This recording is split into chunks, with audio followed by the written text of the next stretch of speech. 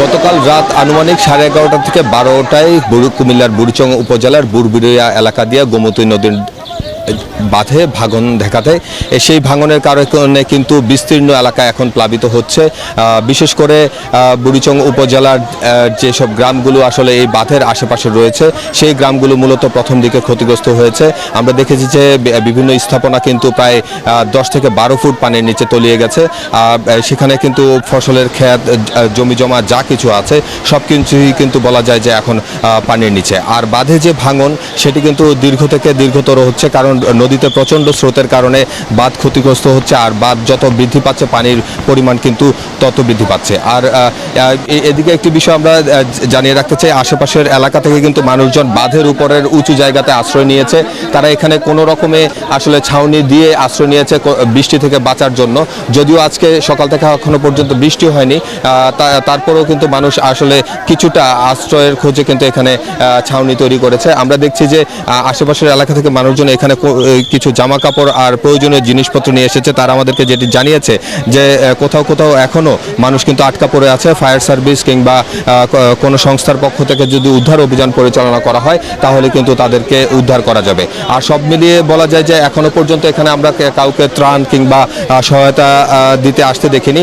মানুষজন বলছে যত পানি বাড়বে এখানে কিন্তু মূলত বিশুদ্ধ পানির অভাব দেখা দিবে, কিংবা যেখানে প্রয়োজনীয় ওষুধপত্র আছে সেগুলোর অভাব দেখা দিতে পারে। আর তারা যেটি বলছে যে তারা গতকাল রাতে শুধুমাত্র যানটা নিয়ে এখানে বের হয়ে আসতে পেরেছে। বাড়িঘর কিন্তু এখনো অনেকটা অনিরাপদ অবস্থায় আছে। এখানে যদি আইন শৃঙ্খলা বাহিনী বা যারা পাহারার ব্যবস্থা করা যায় সেটি কিন্তু ভালো হবে।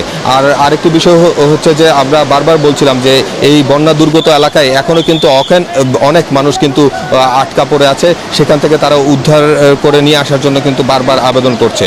তো সব মিলিয়ে যত সময় যাবে এই এলাকায় প্লাবনের পরিমাণ তত বাড়বে, পানির উচ্চতা তত বাড়বে, আর এই এলাকার মানুষ কিন্তু তত বেশি দুর্গত হবে। তো এই এলাকাবাসীর প্রত্যাশা যে সাধারণ মানুষ, স্বেচ্ছাসেবীদের পাশাপাশি যেন আইন শৃঙ্খলা বাহিনী এবং প্রশাসনের পক্ষ থেকেও এই এলাকায় বিশেষ নজর দিয়ে আসলে বন্যা দুর্গতদেরকে সহযোগিতা করা হয়।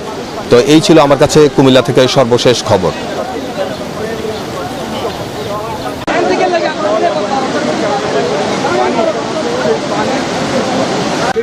বের করতে পারি না, দেহটা নিয়ে আসছে, মেয়ে দুটা নিয়ে শরীরটা নিয়ে আসছে, কিছু নিয়ে আসতে পারি না। আমার তো কিছুই নেই, একটা মাটির ঘর আছে ওইটা পড়ে গেছে। কোথায় আশ্রয় নিয়েছি? আমার নাম রিঙ্কুরানী।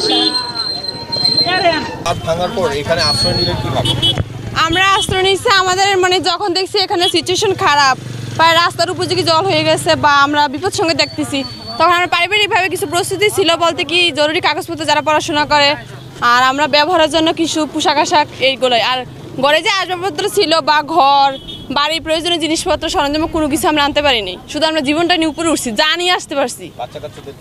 বাচ্চা কাচ্চা ওই যে যারা বাচ্চা নিচ্ছে তারা জিনিস ফেলে আসছে, আর যারা জিনিস আনছে তারা বাচ্চা ওই রকম আগে সবাই প্রাধান্য দিচ্ছে বাচ্চাকেই। বাচ্চা আছে যারা বয়স্ক আছে ওদেরকে প্রাধান্য দিচ্ছে। আমার নাম প্রান্তিরানী দাস।